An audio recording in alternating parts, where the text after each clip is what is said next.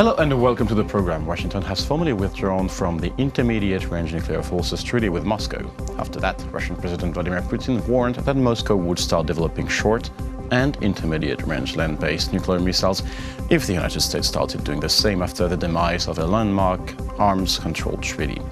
This has reignited fears of a new arms race between the US and Russia. And to discuss this, we're joined in the studio today by Valeriy Kravchenko. He's Senior Research Fellow at the National Institute for Strategic Studies. Hello, and thank you for joining us. My pleasure. So, first point, could you explain, just briefly, because there's a lot of technical details here, for the audience, what exactly is the Intermediate-Range Nuclear Forces Treaty, and why was it important, and is it still important today? For sure, it was important, but as we know, it is dead since last few days.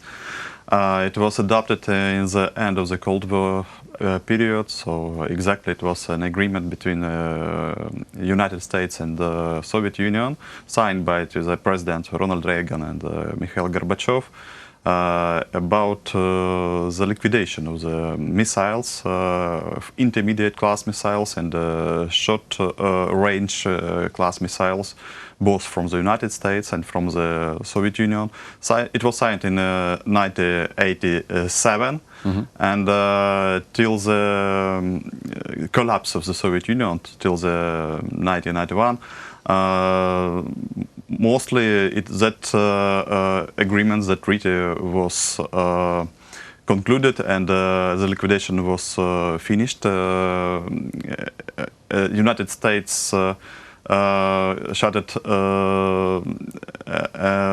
about 800 missiles of that classes about mentioned, and as about Soviet Union, so it was more than 1,800 missiles that was liquidated under that treaty.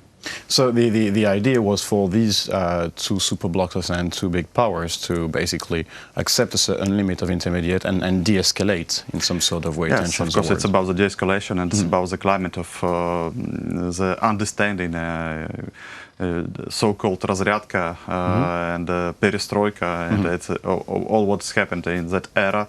So we can say that it was the treaty of the goodwill of the two presidents and of the two states, and about the total de-escalation of the nuclear deterrence strategy and the scare of the mutually assured destruction. The scare of that, it was a clear line for policy in Europe for more than 40 years. So, do you, about the recent tensions, let's say, between the US and Russia that led to this withdrawal of the US from the treaty. Now, what was the trigger? I wouldn't say who began, who was the first, because they're both claiming that the other one began. Like in a kindergarten. Exactly. It's like, it's the other one's fault. But what, in general, was the trigger and reason, at least for the US, to say, okay, we're withdrawing?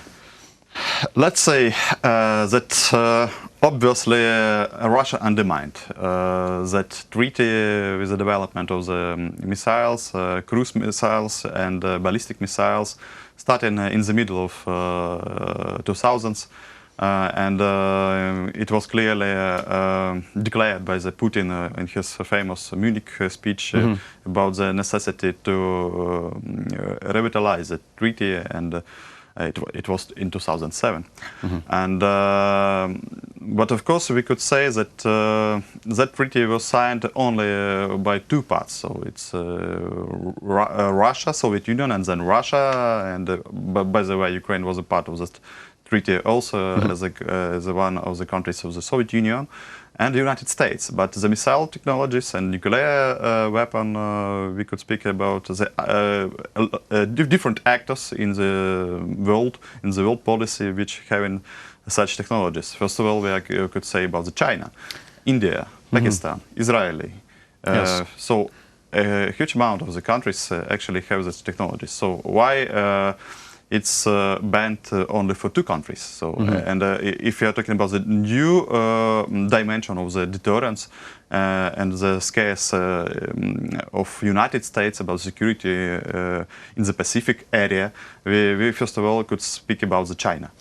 Which brings me to my next question. It's interesting that you raise this idea. We are currently in a geopolitical say model which is multipolarized.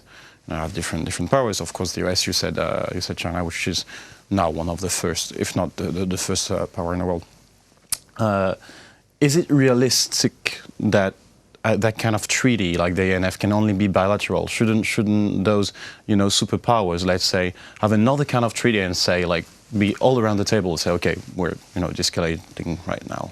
In the unique liberal world, probably it is possible to sign such multilateral agreement. But if talking honestly and looking on the practice of international relations we have now, we could speak that most obvious scenario is militarization. Unfortunately, it's not the signing of another multilateral agreement, but I believe that the United States will use this double-track strategy. So first of all, they are saying that they are developing the new technologies and putting the money in such developments of short-range and intermediate-range missiles. But the second track is to speak. Maybe it's not the time for a new war and for a new insecure climate. So obviously it's enough spoilers and drivers of insecurity in the world now in any area. So Europe and Middle East and Korean Peninsula. And of course, we obviously could say that it is necessity to sign such multilateral agreement, but now unfortunately too difficult to implement. Now, I'm going to go with a bit of a controversial question here. Obviously, if this kind of treaty is aborted, there might be kind of a failure with agreements for non-proliferation, let's say, of nuclear weapons. We see that with North Korea. We see that with certain regimes who don't want to comply with the fact of not having nuclear weapons. Now, would it be, in a, as you said, unique liberal world, would it be better to have everybody having nuclear weapons and say, look, having that kind of equilibrium and balance after in between, and say, like, everybody, and no one is, will benefit from anything and any nuclear explosion, or no one has? That was one concept of international relations of Kenneth Doyle in the middle of 80s, that liberal democracies not having a war with each other. Unfortunately, not all the states in the world are liberal democracies. Indeed. And even if you're talking about the democracies, a lot of countries have a liberal democracy. It's the last concept of the late 90s. I think that it's impossible now to measure the world with such plural and idealistic measures.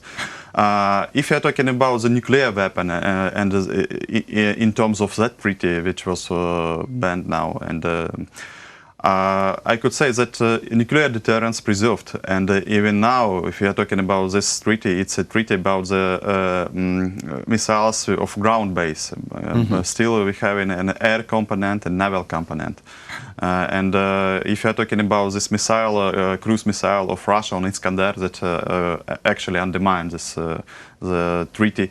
It's the missile which was developed on the base of Caliber, so it's a naval-based missile, hypersonic missile, and if you will go to the technological debates, it's necessary to mention that Russia started probably undermining, but probably they will not be able to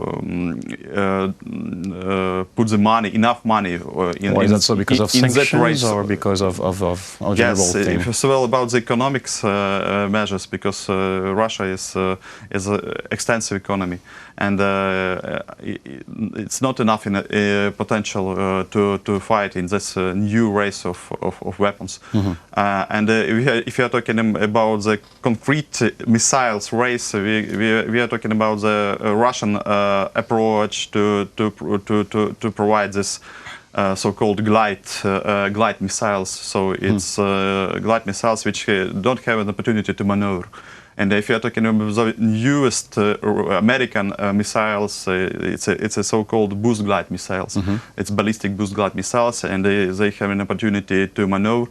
And even on a technological level, Russia fails in that race now. And who knows what will be in 3 or 5 years when U.S. will put money, a lot of money, allocate a lot of money in the programs of the newest intermediate and short medium range missiles. So you wouldn't comply with the theory of certain catastrophic experts who are basically saying this. It's a new arms race. Cold War is back, and we're back in in the time of like the Cuba crisis, something like that. Let's say that now we are talking about the nuclear weapon and the missiles as a resource, how to move this weapon in the right side. And if you are talking about the conventional race of weapon, it's started much earlier. It started in the 2000s with a new policy of Russia of its revisionism and revanchism and developing of the new level of army and the new armament. And the deployment of this armament in Kaliningrad, now in Syria, we know that Iskanders were deployed, and even in Crimea, in the temporarily occupied territory of Ukraine. So this race started a lot of time ago, and the issue, what is the aim of Russia in that race? If it's revisionism with the aim to make a conventional conflict with conventional weapons somewhere in Europe, okay. But what we are looking now and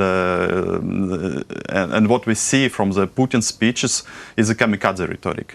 It's a scare of the own population in Russia, which are scared with the nuclear war. And Putin just saying, yes, we will ruin everything, but we will go to the heaven. So it's obviously not abnormal rhetoric from the leader of such a state as the Russian Federation. So we need to deter. Yeah, and de-escalate this kind of Russian fantasy in some sort of ways. And if some leaders in the West see that deterrence is like building bridges and making a dialogue with Russia, no. I believe that we need to make it a wall and to build this wall against the Russian revisionism, and then wait about the future of Russia, because future of Russia is shadowing. Well, thank you very much to shed lights on this issue and the INF issues and what's happening in Russia right now. That was Valeriy Kravchenko, Senior Research Fellow at the National Institute for Strategic Studies. Thank you for watching the program, and stay tuned for the rest.